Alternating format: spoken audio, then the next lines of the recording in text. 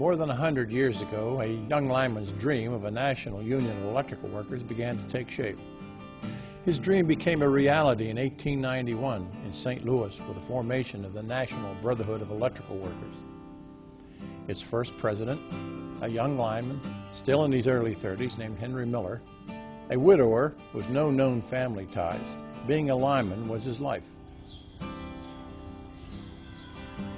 Traveling from city to city, sleeping in boarding houses, Miller organized electricians across the country.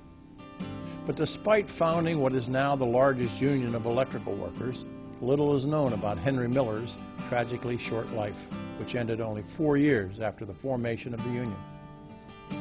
According to an account by one of Miller's co-workers, reprinted in 1896 issue of the Electrical Worker, Miller was born shortly before the Civil War, a child of German immigrants.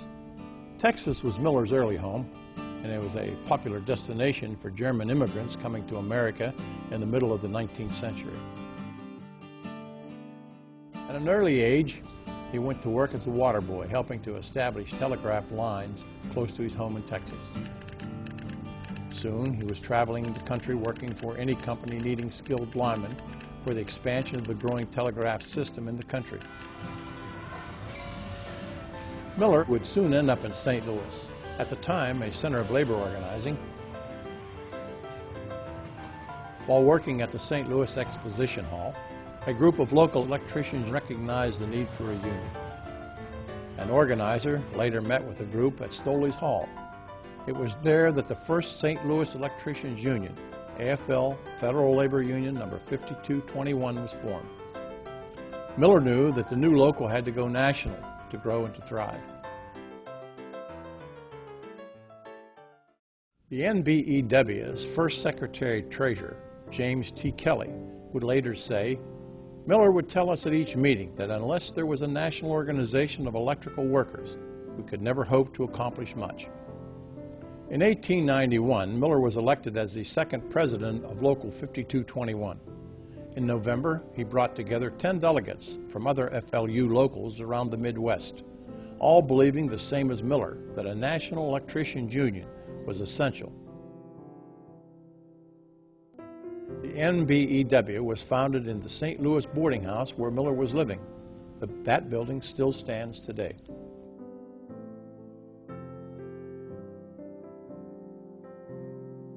Miller remained president of the NBEW until 1894, after the financial panic of 1893 devastated the economy and the labor movement. Although he was no longer a member of the NBEW's central leadership, he continued to talk union wherever he found work. His last job took him to Washington, D.C., working for the Potomac Light and Power Company. We are at the intersection of 36th and Newark, Northwest. And it was on this block between Wisconsin and 36th that we believe that Henry Miller fell. One night, while trying to restore power after a storm in an upscale part of the city, Miller came in contact with a live wire.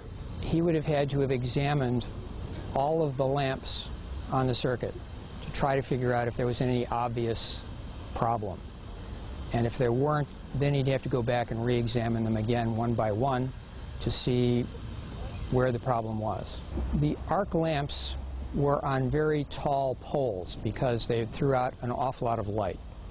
And so he put his 30-foot ladder, leaned it up against the lamp pole, and climbed up and was working on it. Now, he could have been in trees, he could have been anywhere, but his partner saw a flash, and the next thing he knew, Henry Miller was tumbling down the ladder, and then they collided, and they both went down.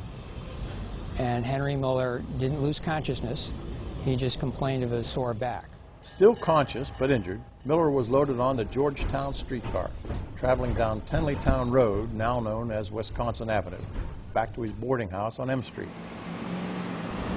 When the doctor put him to bed, he didn't think there was much wrong with Henry. He was going to check on him the next morning. Henry didn't lose consciousness until about 4 o'clock in the morning, when he went into a coma and then convulsions, followed by death at about 4:30. With no apparent family, Potomac Light and Power made sure that Henry Miller had a proper burial.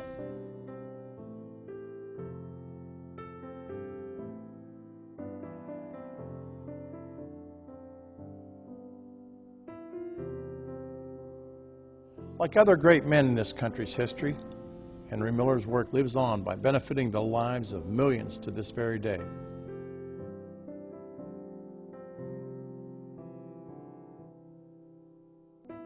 Henry Miller, our founder, first president, and brother.